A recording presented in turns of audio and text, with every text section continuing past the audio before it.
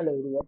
आज के लेक्चर में हम डिस्कस करने वाले हैं यूपी टीजीटी कॉमर्स के वीडियो को। ठीक है, इसके हमने ऑलरेडी 3 पार्ट डिस्कस कर लिए हैं, जिसमें मैंने देखो आपको लेखांकन का अर्थ बताया, उसकी मान्यता बताई एक में। उसके बाद मैंने दोहरा लेखा प्रणाली के बारे में आपको बताया। देन थर्ड में मैंने आपको जनरल के बारे में बताया था। ठीक है, ये जो लेक्चर हमारा है ये इसका पार्ट 4 है। ठीक है, देखो क्या क्या हमने पढ़ा है वो यहाँ पर एक बार मैं आपको दिखा देता हूँ। ठीक है, हमने लेखांकन का अर्थ यहाँ पढ़ा था। हमने लेखांकन की मुख्य विशेषताएं क्या होती हैं वो हमने यहाँ पे डिस्कस करी थी। उनके सिद्धांत के बारे में हमने यहाँ पढ़ा था, उनकी मान्यताएं हमने यहाँ पे आपको बताई थी। सेकंड में मैंने आपको डुअल एंट्री कंसेप्ट के बारे में बताया था, है ना। दोहरा लेखा पद्धति क्या होती है। उसके बाद हमने इसकी विशेषताएं पढ़ी थी, लाभ पढ़े थे इसके, इसकी कुछ हानियां क्या होती हैं, उसके कुछ एग्जाम्पल हमने यहाँ पर डिस्कस करे थे। थर्ड पार्ट में हमने जनरल के बारे में पढ़ा था कि जनरल में हमने यहाँ आपको दिखाया था कि इसकी डेफिनेशन क्या होती है ना, क्यों ये जरूरी होते हैं, जनरल बनाना कितने तरीके के होते हैं। ये सारी बातें हमने उस लेक्चर में डिस्कस करी थी। ठीक है, आज का हमारा जो लेक्चर है वो है खाता वही के बारे में, जिसको हम लेजर कहते हैं। ठीक है, पार्ट 4 है ये कुछ यहाँ पर मेरे बारे में है, आप देख सकते हैं। देखो, हम बात करें बही की या फिर हम बात कहें खाता वही। ठीक है, तो इसका मीनिंग सबसे पहले हम डिफाइन करें तो देखो, जब तक आपने जनरल नहीं आता है आपको, तब तक आप इसका मीनिंग नहीं पता कर सकते कि क्या होता है या कैसे ये बनाए जाते हैं। क्योंकि इसका जो सीक्वेंस होता है, पहले जनरल बनाए जाते हैं, उसके बाद ही हम यहाँ पर शिफ्ट होते हैं। ठीक है, तो ये बात आपको ध्यान रखनी है। अगर आपने जनरल वाला वीडियो नहीं देखा है, ठीक है, तो पहले आपको वो वीडियो देखना पड़ेगा, तभी आपको ये लेक्चर समझ में आएगा। जनरल तक में हमने जो बातें करी थी वो जनरल एंट्री बनाने तक करी थी, प्रविष्टियां करने तक बात हमने करी थी, यानी जो भी लेन देन हमारे होते थे उनकी प्रविष्टियां हमने वहां पर करी थी, जो हमारी कच्ची वही एक तरीके से हम कह सकते हैं उसको। जहां हमने लेजर बनाने की बात करते हैं या फिर हम कहें कि खाता वही की बात करते हैं, तो जो जनरल एंट्री हमने या फिर जो प्रविष्टि हमने करी थी उनको ही हम वर्गीकृत कर देते हैं। वर्गीकृत करने का मतलब क्या होता है कि जिन जिन व्यक्तियों के नाम से हमने जनरल करे थे, जैसे कि राम का हो सकता है ना, कोई रोकड़ हो सकता है, कोई श्याम के नाम से हमने लेन देन किया हो, हमने कुछ सामान क्रय करा होगा, हमने कुछ सामान विक्रय किया होगा, हमने किसी को वेतन दिया होगा। तो ये सारी चीजें हमने जनरल में क्या करी थी, जनरल में हम एक ही जगह सारी चीजों को रिकॉर्ड करते जाते थे डेट वाइज, है ना। बट बात वहीं खत्म नहीं हो जाती, अब हमें चाहिए होती है एक जगह सारी चीजों की इंफॉर्मेशन, है ना। तो मान लीजिए हमने राम से 4 ट्रांजेक्शन करे, जैसे कि राम से हमने एक कह सकते हैं हम कि माल खरीदा, है ना, राम से माल खरीदा हमने, हम कह सकते हैं राम को माल वापस किया, राम को माल वापस किया। ठीक है, ये कुछ और डेट हो सकती है, ये कुछ और डेट हो सकती है, एक एग्जांपल के थ्रू आपको समझा रहा हूँ मैं यहाँ पर। ठीक है, वहीं हम कह सकते हैं यहाँ पर कि 20 तारीख में फिर क्या हुआ, हमने राम को पेमेंट किया, यानी कि रोकड़ दिया हमने इसको। ठीक है, तो ये कुछ लेन देन हमने वहां पर तो बीच बीच में डाल रखे होंगे डेट के हिसाब से। जब बारी आती है कि एक व्यक्ति का हमें एक जगह सारा रिकॉर्ड मिल जाए, जिससे कि बाद में हमें रिपोर्ट करने में आसानी हो। रिपोर्ट मतलब उसको हम कितना कितना लेन देन किए थे, कितना हमने उससे रोकड़ लिया था, कितना हमने सामान लिया था उससे, कितना हमने उसको वापस कर दिया, वो सारी चीजें हमें एक ही जगह जो है वो मिल जाती है ना। इसीलिए हम जो है खाता वही करते हैं। ठीक है, बात क्लियर है। तो थोड़ा सा यहाँ पर पढ़ते हैं कि वही जो होती है वो लेन देन को वर्गीकृत करने का ही एक रूप होती है ना। यानी कि जो लेन देन हमने वहां पर करे थे जनरल में, उन्हीं को हम एक वर्गीकृत कर देते हैं, यानी क्लासिफाई कर देते हैं, अलग अलग उनके नाम से हम खाते बना देते हैं, है ना। ये लेखांकन में सबसे महत्वपूर्ण अवधारणा होती है, उसी का एक हिस्सा है। बिना वही के आप लेखांकन की प्रक्रिया को हम नहीं कह सकते कि पूरी हो गई है। क्यों? क्योंकि जब तक आप अपने लेन देनों को अलग अलग उनके ट्रांजेक्शन के माध्यम से, व्यक्तियों के माध्यम से नहीं डिफाइन करेंगे, तब तक आप कैसे कह सकते हैं कि उस व्यक्ति से मैंने टोटल लेन देन 10,000 का किया था, या उस व्यक्ति को मैंने 5,000 का पेमेंट करके उसका बकाया कितना बचा। तो वो आप जनरल में नहीं पता कर सकते कि 10,000 का मैंने माल खरीदा और 5,000 मैंने उसको दे दिया, तो जनरल में तो आपको देखना पड़ेगा, बीच-बीच में टोटल लगा के।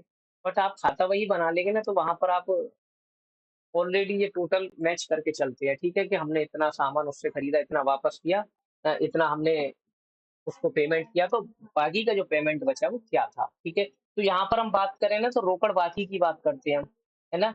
या फिर बैलेंस की बात करते हैं हम।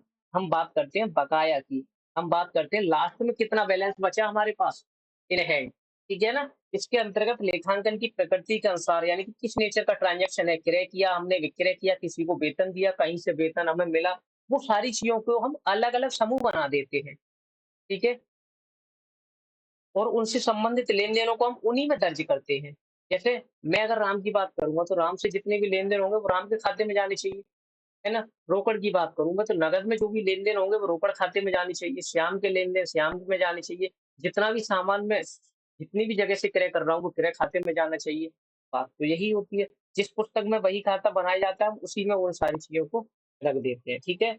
अब कुछ और डेफिनिशन दे रखे हैं एक आधा राइटर्स ने, जो कि हम यहाँ पर डिस्कस करते हैं, ठीक है? जैसे कि विलियम फिलिप्स के अनुसार हम बात करें, तो इन्होंने कहा बही खाते का मतलब सबसे महत्वपूर्ण पुस्तक होती है बही खाता। क्यों? क्योंकि सहायक पुस्तकों की हेल्प से ही हम यहाँ पर बनाते हैं। जैसे सहायक पुस्तकें यानी प्रविष्टियों का गंतव्य है ये। प्रविष्टियों से होकर हम यहाँ पर पहुँचते हैं, है ना? इनका कहने का मतलब क्या हो गया कि यहाँ पर जो हमने प्रविष्टि करी होगी, उन प्रविष्टियों से होकर हम कहाँ तक गुज़रते हैं? हम गुज़रते हैं खाता बही तक, ठीक है? खाता बही के बाद एक और आता है जिसको बोलते हैं तलपट, ठीक है? जिसको बोलते हैं तलपट। वो हम आगे अगले लेक्चर में डिस्कस कर लेंगे, ठीक है?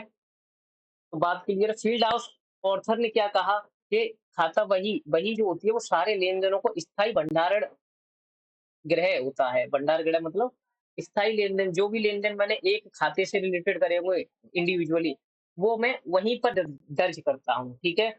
और एल.सी. क्रॉपर ने क्या कहा कि वह पुस्तक होती है जिसमें हम किसी व्यवसाय के सभी लेन-देनों को वर्गीकृत कर देते हैं और उनको स्थायी रिकॉर्ड में रख लेते हैं, ठीक है? बात क्लियर है? इसकी कुछ विशेषता दे रखी है यहाँ पर। विशेषताओं की मैं अगर बात करूँ, तो देखो सबसे पहली विशेषता तो होती है इसकी अवधारणा। अवधारणा का मतलब क्या होता है? लेन-देनों को वर्गीकृत करना, है ना? ये लेन-देनों को दर्ज करने से संबंधित प्रबंधित करने में बहुत महत्वपूर्ण भूमिका निभाते हैं। जनरल की हम अवधारणा के माध्यम से ही लेन-देनों को रिकॉर्ड करने के बाद जो भी हम काम करते हैं, वो हम वर्गीकृत करने का करते हैं। यानी कि देखो, शुरुआत में जो भी लेन-देन होते हैं ना हमारे पास, दिन भर में जितने भी लेन-देन हो, मान लो हमने बीच में सुबह को, या फिर हमने मान लीजिए यहाँ बात करते हैं, जैसे 4 तारीख में हमने कोई माल क्रय किया माल हमने, है ना? 5 तारीख में हमने किसी को वेतन दिया, 8 तारीख में हमने किराया दिया किसी मकान का, ठीक है? अब 10 तारीख में हमने कोई सामान बेचा। तो जनरल के माध्यम से तो हम ये करते थे कि जो भी हमारा जिस भी इंडिविजुअली डेट में आ रहा है, उसको हम ऐसे ही रिकॉर्ड करते जाते थे, ठीक है?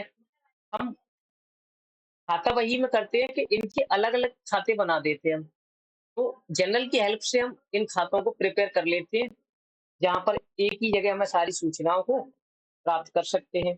रूल्स क्या होते हैं? देखो, जनरल में जो रूल होते थे, वो डेबिट में तो हम ऐसे लिखते थे, जैसे कि मान लीजिए राम से माल खरीदा, मैं यहाँ कहता हूँ राम से माल खरीदा, ठीक है? इतनी सी बात करते हैं।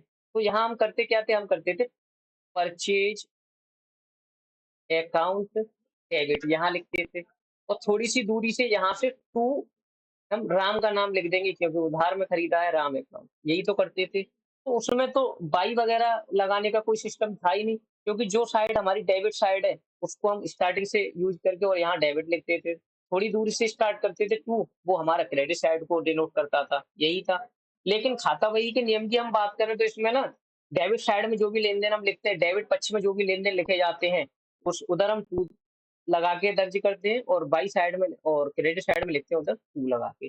जैसे कि मान लीजिए मैंने खाता वही बनाई राम की, ठीक है? राम का अकाउंट बना रहा हूँ। तो इधर डेबिट साइड में जो भी लिखूँगा ना, मैं राम का अकाउंट बना रहा हूँ, तो राम किधर है इधर? अगर हम जनरल के माध्यम से देखें, तो राम किधर आया? क्रेडिट साइड में आया। तो मैं इधर साइड में लिखूँ क्रेडिट साइड में बाई, लेकिन राम का खाता बना रहा हूँ, तो राम का नाम तो नहीं लिख सकता, मैं डेबिट वाला नाम उठा के लाऊँगा, बाई परचेज़। बात समझ में आ रहा है आपको? ठीक है। आप का जो एग्जाम है ये मेंस वाला वो लिखित में होना है ना, थ्योरेटिकली होना है, तो आपसे ये सारी चीजें पूछी जाएगी, तो वहां पर आपको ये एग्जाम्पल्स ज़रूर देनी पड़ेगी, है ना? एक उदाहरण कह सकते हैं आप, जैसे है ना? तो वहाँ पर आपको ये सारी चीज़ें देनी पड़ेगी, तभी आप नंबर ज़्यादा प्राप्त वहाँ पर कर सकते हैं, ठीक है? वहीं मैं बात करूँ, जैसे कि मैं बना रहा हूँ परचेज़ अकाउंट, तो परचेज़ अकाउंट के परचेज़ किधर लिखा हुआ है मेरी जनरल में? डेबिट साइड में। तो मैं जब भी परचेज़ का खाता बनाऊँगा, परचेज़ का खाता बनाऊँगा तो डेबिट साइड में डालूँगा, लेकिन परचेज़ तो मैं यहाँ लिख चुका कि ये परचेज़ अकाउंट है, तो परचेज़ का नाम मैं अंदर तो डाल नहीं सकता, मैं डालूँगा यहाँ पर टू राम। बात क्लियर है? तो डेबिट साइड में खाता वही में आप जो भी चीज़ें डालते हैं उधर टू लगाते हैं। क्रेडिट साइड में जो भी चीज़ें आप डालते हैं खाता वही में वहाँ पर बाई लगा के करते हैं। ठीक है? थर्ड इसकी प्रविष्टि की बात करें तो दोहरी प्रविष्टि की बात करता है ये। इसमें हम एक चीज़ तो डेबिट होती है, एक चीज़ हमारी क्रेडिट होती है ना? इसके अनुसार प्रत्येक लेन-देन जो होते हैं हमारे डेबिट और क्रेडिट पक्ष होते हैं। यदि कोई खाता डेबिट होता है, तो डेबिट करने वाला भी होता है ना? तो उसे डेबिट करने वाला भी होता है, जो कि क्रेडिट पक्ष पर होता है। जैसे कि मैं यहाँ पर बात करूँ कि राम ने 10,000 का माल खरीदा। तो अगर मैं बात करूँ केवल राम की, तो राम ने 10,000 का माल खरीदा, तो राम अपने यहाँ तो परचेज के हिसाब से चलेगा, है ना? परचेज करा इसने 10,000 का, बट दूसरी साइड इसने पेमेंट भी किया होगा, इसने पेमेंट भी किया होगा, तो कैश साइड भी तो 10,000 से कम हो जाएगी इसकी, है ना? नगद हम अगर इसको करके चलें तो, ठीक है? तो 2 साइड इफ़ेक्ट हो रही है ना, 2 साइडों पर प्रभाव पड़ रहा है, 2 पक्ष प्रभावित हो रहे हैं हमारे इससे। ये चीज़ें आपको दोहरी प्रविष्टि में आसानी से मैंने बहुत अच्छे से क्लियर कराई थी, है ना? जो कि डेबिट पक्ष होता है और एक हमारा क्रेडिट पक्ष होता है, दोनों ही पक्ष आपस में जो वो सेम अमाउंट से दर्ज करे जाते हैं, ठीक है? इसी प्रकार जो भी खाता क्रेडिट होता है, उसके वही खाते के क्रेडिट पक्ष पर जनरल प्रविष्टि की डेबिट एंट्री भी दर्ज करी जाती है ना? वो मैं अभी आपको इसका एक फॉर्मेट बताऊँगा ना, वहाँ पर और अच्छे से क्लियर करवा दूँगा आपको, ठीक है? टेंशन की बात नहीं है। व्यवस्थित की बात करूँ मैं यहाँ पर, तो जनरल की अवधारणा के माध्यम से हम जो भी लेन-देनों को वर्गीकृत करने और प्रबंधित करने का एक सुव्यवस्थित तरीका होता है ये, मतलब एक अलग-अलग लेन-देनों को हम दर्ज करने के बाद सिस्टमैटिक तरीके से, कि एक राम के बारे में आपको केवल जानकारी चाहिए तो राम के खाते में चले जाइए, खाता वही में पता चल जाएगी। आपको अगर क्रय से रिलेटेड जानकारी चाहिए तो परचेज में चले जाइए आप, वहाँ पर पता चल जाएगा। आपको अगर सेल्स की जानकारी चाहिए तो सेल्स अकाउंट में मिल जाएगी, है ना? मतलब इंडिविजुअली आप हर चीज़ की इन्फॉर्मेशन ले सकते हो, तो एक सिस्टमैटिक तरीके से हम सारी चीज़ों को फ़ॉलो करते हैं, है ना? दर्ज करते समय अन्य नियमों का पालन भी यहाँ पर हम करते हैं, अगर डेबिट और क्रेडिट पक्ष में, ठीक है? डेबिट में हम टू लगाते हैं, तो क्रेडिट में बाई लगाते हैं, ठीक है? देखो, यहाँ से क्लियर होगी आपको बात अब, कि जनरल में जो भी हमने लेन-देन करे थे, है ना? उन लेन-देनों को हम यहाँ पर दर्ज करते हैं। मैं यहाँ पर कुछ एक एग्ज़ाम्पल बताता हूँ, जैसे कि मैं यहाँ लिखता हूँ, वेतन दिया, ठीक है? और यहाँ लिखता हूँ ₹5,000। मैं लिखता हूँ कमीशन मिला। ज़्यादा लंबा नहीं जाएँगे, केवल मैं आपको एक डेफ़िनेशन चल रही थी, तो यहाँ पर थोड़ा-सा कमीशन आपको ₹500 हो सकता है। मैं इतना ही बता रहा हूँ, ठीक है? यहाँ पर। मैं बनाता हूँ इसको कैश अकाउंट, यानी कि यहाँ हिंदी में लिख देते हैं हम, रोकड़ खाता। ये खाता वही का प्रारूप है, ठीक है? ये खाता वही का ही प्रारूप है। ये प्रारूप होता क्या है कि सबसे पहले डेट लिखेंगे आप, पार्टिकुलर लिखेंगे, जेएफ का मतलब जनरल फ़ोलियो, है ना? यहाँ पर पृष्ठ संख्या जिसको हम कहते हैं। अमाउंट की बात करते हैं हम, डेट, पार्टिकुलर, जेएफ और अमाउंट। यहाँ तक का जो पोर्शन है हमारा इतना, ये हमारे डेबिट पक्ष को डिनोट करता है। इतना हमारा पोर्शन है इधर का, वो क्रेडिट पक्ष को डिनोट करता है, हाफ, ठीक है? अब मैं बना रहा हूँ कैश अकाउंट। मैंने वेतन दिया तो जनरल क्या बनाऊँगा मैं?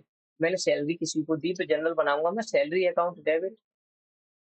ये कैसे बनाया मैंने, क्या मैं डेबिट क्यों किया, सैलरी क्यों लिखा, वो सारी चीज़ें आपको जनरल वाले वीडियो से क्लियर हो जाएगी, ठीक है? टू कैश कितना है? 5,000 और 5,000। एक और है कमीशन मिला, ये हो गया cash account debit to commission received 500, ठीक है ना? बात क्लियर है? अब मैं बात करूँ इसको पोस्ट करने की। मैं कैश अकाउंट बना रहा हूँ, तो सबसे पहली एंट्री मेरी क्या थी? कैश अकाउंट की। कैश किधर आया? क्रेडिट में आया। तो मैं यहाँ आऊंगा क्रेडिट साइड में, इधर है ना, इधर आऊंगा मैं क्रेडिट साइड में और यहाँ लिखूंगा बाई सैलरी। कैश नहीं लिखूंगा मैं, क्योंकि कैश तो मैं ऊपर ऑलरेडी शो कर रहा हूँ कि कैश अकाउंट बना रहा हूँ मैं। और यहाँ लिख दूंगा मैं इसके रुपए। बात क्लियर है। उसके बाद मैं फिर ढूंढूंगा अगली जनरल एंट्री में, जहाँ कैश कहाँ आ रहा है, मेरा डेबिट में आ रहा है, तो इधर आऊंगा मैं डेबिट साइड में, टू लगा के, यानी टू तो लग रहा है ऑलरेडी, टू लगा के और यहाँ लिख दूंगा मैं कमीशन रिसीव्ड।